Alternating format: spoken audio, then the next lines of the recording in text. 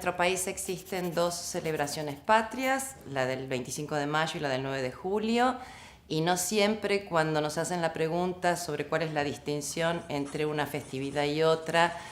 sabemos responder con certeza. Cuando se conforma esta Junta de Gobierno en 1810, efectivamente no se declara la independencia, entre otras cosas porque se abren muchas alternativas, y entre esas alternativas, la de la independencia era bastante minoritaria. ¿Cuáles eran esas opciones? Por un lado, formar una junta de gobierno que tutelara y cuidara la soberanía del monarca, que era lo que efectivamente había ocurrido. Por otro lado, estaban quienes pretendían seguir obedeciendo a las autoridades que estaban en España. Por otro lado, existía también la alternativa de coronar una regente. Había otros que pretendían buscar la tutela o la protección de Gran Bretaña, y había otros que querían la independencia, sin duda, para 1810, pero insisto, estos sectores eran muy minoritarios. Apenas se conformó la Junta de Gobierno en Buenos Aires en 1810, que, imitando lo que había ocurrido con la formación de juntas en España, asumía la tutela y el depósito de la soberanía del rey. Las autoridades, tanto de la metrópoli como las autoridades coloniales,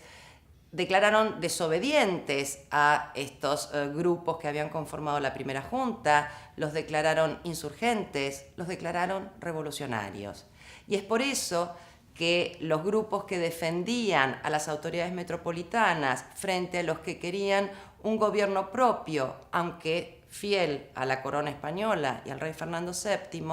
comenzaron a disputar primero a través de la palabra, pero luego a través de las armas. En 1816, cuando la revolución parecía perdida en toda Hispanoamérica, 2 años después de la restauración de Fernando VII en el trono y en un contexto muy conservador en Europa, se decide convocar a un nuevo Congreso Constituyente en la ciudad de Tucumán, destinado básicamente a declarar la independencia. El Congreso se reunió en marzo y pocos meses después, el 9 de julio de 1816, declara la independencia, requiriendo de este modo de un nuevo estatus jurídico, no solo para el autogobierno y para ser reconocido internacionalmente como un nuevo estado entre otros estados, sino además para tener un enemigo declarado en la guerra de independencia que se estaba librando, y para eso se necesitaba constituirse precisamente en un estado.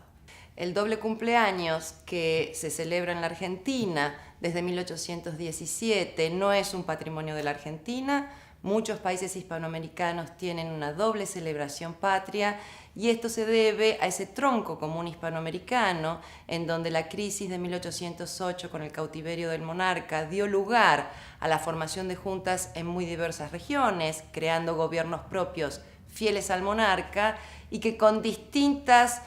periodizaciones en distintos ritmos fueron paulatinamente declarando sus respectivas independencias, y esto llevó casi una década y media.